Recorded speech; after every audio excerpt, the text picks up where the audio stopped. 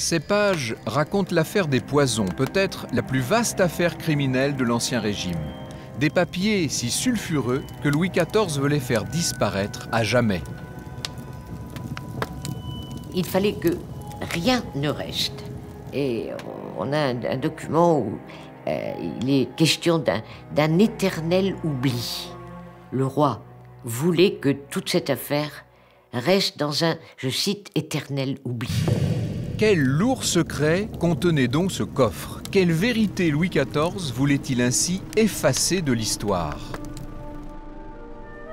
Revenons 40 ans en arrière, à Paris, dans l'actuel quartier de Saint-Germain. Au mois de juillet 1672, un homme est retrouvé mort chez lui. Son nom, Gaudin de Sainte-Croix. Un officier de cavalerie, mais surtout un aventurier perclus de dettes. Ses nombreux créanciers écrivent d'ailleurs tout de suite au procureur du roi pour réclamer leur dû. Sainte-Croix vient de mourir de manière tout à fait naturelle et on se précipite chez lui pour faire l'inventaire après décès. Et là, on découvre une cassette dans laquelle il y a des fioles et des papiers appartenant à deux personnages importants, la marquise de Brinvilliers et un certain Pénautier. On subodore tout de suite que ces fioles ont des propriétés dramatiques. Les fioles et les sachets ont été analysés dès la nuit suivante par un apothicaire. Il teste leur contenu sur des animaux et découvre que ce sont bien des poisons. Des poisons d'autant plus inquiétants qu'ils sont inconnus des médecins et ne laissent aucune trace. Mais dans la cassette, il y a aussi des papiers très compromettants. Il y a des lettres d'amour de la marquise de Brinvilliers à Sainte-Croix.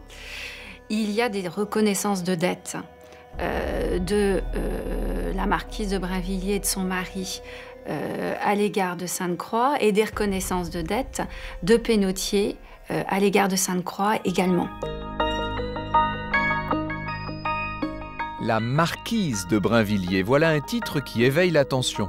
Et d'autant plus qu'elle est la fille de Dreux d'Aubray, le lieutenant civil de Paris. Le lieutenant civil, à l'époque, c'est en fait le préfet de Paris. Il cumule les fonctions d'administration de la capitale et les fonctions de police. Et cet homme est mort 4 ans plus tôt dans des circonstances un petit peu étranges. Le père est mort, mais ses 2 fils aussi. Et comme lui, dans des circonstances bizarres. Il n'en faut pas plus pour qu'une enquête soit ouverte et diligentée, pour essayer de savoir s'il n'y a pas un rapport entre ces morts curieuses et la marquise de Brinvilliers. Et puis il y a le nom de Pénautier. À 48 ans, Pierre-Louis Rèche de Pénautier est receveur général du clergé.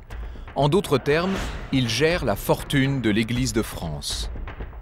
Il lève les impôts pour le clergé. Donc c'est quelqu'un qui a une puissance financière extraordinaire. De plus, il n'a pas abandonné une autre de ses charges, qui est d'être receveur général du Languedoc. C'est-à-dire qu'il a les mêmes fonctions pour la province du Languedoc, qui est une province extrêmement riche à cette époque. C'est un financier très riche, qui avait un hôtel particulier dans ce qui est maintenant la place Vendôme, qui est un hôtel particulier qui existe toujours. Donc c'était un homme considérable et qui aussi aurait été receveur général du clergé par un concours de circonstances quasi miraculeuses, parce que tous les candidats, disons plus qualifiés que lui, sont morts les uns après les autres, et de morts soudaines, inexpliquées. On comprend que la police se pose des questions. Et si Pénautier devait sa fulgurante ascension à l'empoisonnement de ses concurrents par le mystérieux Sainte-Croix? Le fait est que l'époque est au poison. 2 ans plus tôt, la propre belle-sœur de Louis XIV, Henriette d'Angleterre, a crié à l'empoisonnement avant de mourir dans d'affreuses douleurs.